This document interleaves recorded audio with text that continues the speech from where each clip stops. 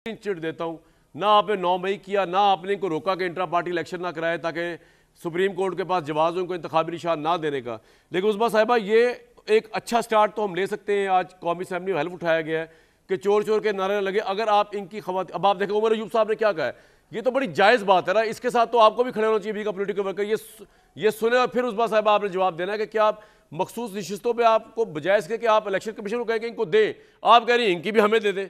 सुनवाएं जी उमर अयूब ने क्या कहा, फिर उस्मा साहिबा बोलेंगी। सुनवाएं जी। उस्मा बीइंग अ वुमेन पॉलिटिशियन आवाज उठाएं कि मखसूस नशिस्तें औरतों की तहरीक इंसाफ को दे दें ताकि अच्छी स्पिरिट का आगाज हो।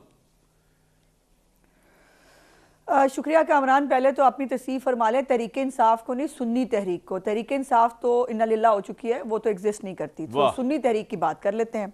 अब सुन्नी तहरीक जो है वो उसने 26 तारीख को जब आज़ाद अराकीन सुन्नी तहरीक के साथ मिल चुके थे, जब उनके एफिडेविट जो हैं वो आ चुके थे, उस वक़्त ये 26 तारीख को जो है वो जवाब दे रहे हैं और वो कह रहे हैं कि जी हमें undersigned has been directed to submit the list of women candidates under section 206 of election act 2017 to the commission.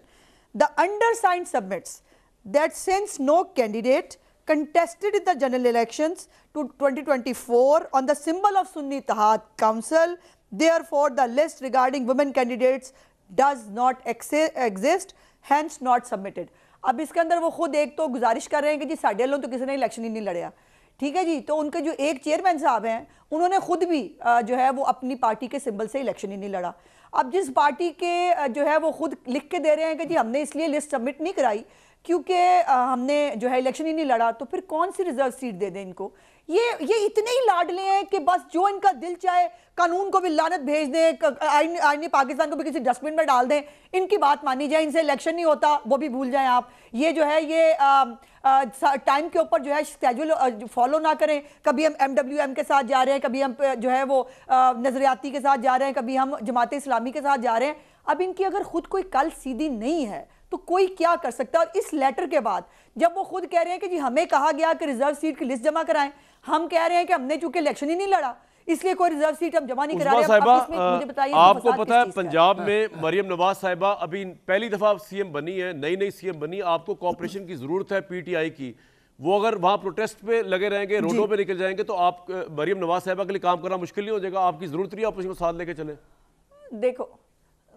देखो हमने तो किया है, हम वो सब कुछ कर रहे हैं जो एक पार्लियामेंट्री नॉर्म्स के अंदर किया जाता है। कल मरियम नवाज शरीफ साहिबा खुद अपनी सीट से उठी और उठकर वो जो है वो गई ऑपोजिशन लीडर के पास। हालांकि उसी ऑपोजिशन में से 2 दिन पहले इतनी गंदी और घटिया तकरीर की गई मरियम नवाज साहिबा के बारे में, हमने सब्र और बर्दाश्त का मुजाहरा किया। लेकिन गुजारिश ये है कि अगर इनका काम ही फसाद डालना है, इन्होंने मुल्क को नहीं चलने देना। IMF को लेटर लिखने का क्या मतलब है, मुझे आप बताइए। IMF को लेटर लिखा है जो कि पाकिस्तान को पैसे ना दें, वो किसी की जाती जेब में जाने हैं। वो सिर्फ पाकिस्तान को जो है वो पाकिस्तानी शहरियों को पेट्रोल खरीद सके। मेरी बड़ी याददाश्त है, मुझे बात पूरी करने दें। वो पेट्रोल खरीद सके, उनको दवाइयों का खाम माल मिल सके, दालें आ सके, मुल्क के बाहर से जो चीजें आ सकती हैं वो आ सके। वो नहीं चाहते। वो चाहते हैं पाकिस्तान श्रीलंका बने, वो चाहते हैं पाकिस्तान में सिविल वॉर हो और एक के बाद एक साजिश की बस क्यों नहीं कर देते? ये इस मुल्क को बख्श क्यों नहीं देते? मुझे ये समझ में नहीं आता क्या बिगाड़ा इस मुल्क भाई। क्यों इतने साजिशी हो आप अदर साहब, आप इतने साजिशी क्यों हो यार? अच्छा मैं IMF को लेटर आप लिख रहे हैं, आप फसाद बाप बर्पा कर रहे हैं, आप क्या चाहते हैं यार? आपका लीडर भी जेल में है, आपके पल्ले जीत के भी आप हारे हुए हैं, तो अब आप कुछ तो कोऑपरेट करें यार। देखिए पहली तो बात है कि इन्होंने फैसला नहीं करना, फैसला कौम ने किया कि पाकिस्तान की सबसे बड़ी पॉलिटिकल पार्टी को वोट किसने दिए। ये तो रिजेक्टेड लोग हैं, इनका तो बुरा हाल आप सब ने देख लिया है। तो पहली बात है इन्होंने फैसला नहीं करना। दूसरी, इनको बताता चलूँ, शायद आर्टिकल 106 नहीं पढ़ा। वो आर्टिकल 6 इसलिए है कि जो आपने 5% कोटे के लिए जो सीटें आनी है ना, उस कॉन्टेक्स्ट में। और सुनी था मुझे नहीं समझ में आ रही, ये टेक्निकल ये आईने पाकिस्तान शायद पढ़ा नहीं है। आर्टिकल 51 में लिखा है पॉलिटिकल पार्टी, यानी अब ये क्या कह रही है, सीटें नहीं दी। अब इनकी यादाश्त के लिए बताता चलूँ कि पाकिस्तान तहरीक इंसाफ को जब सिंबल ले लिया, उन्होंने पार्टी के तौर पर माना नहीं। इंडिपेंडेंट के तौर पर आ गया। जब पार्टी के लिस्टें जमा करानी थी तो इलेक्शन कमीशन ने फैसला दे दिया कि आप एक सियासी जमात से दूसरी सियासी, सारी हिस्ट्री पता है।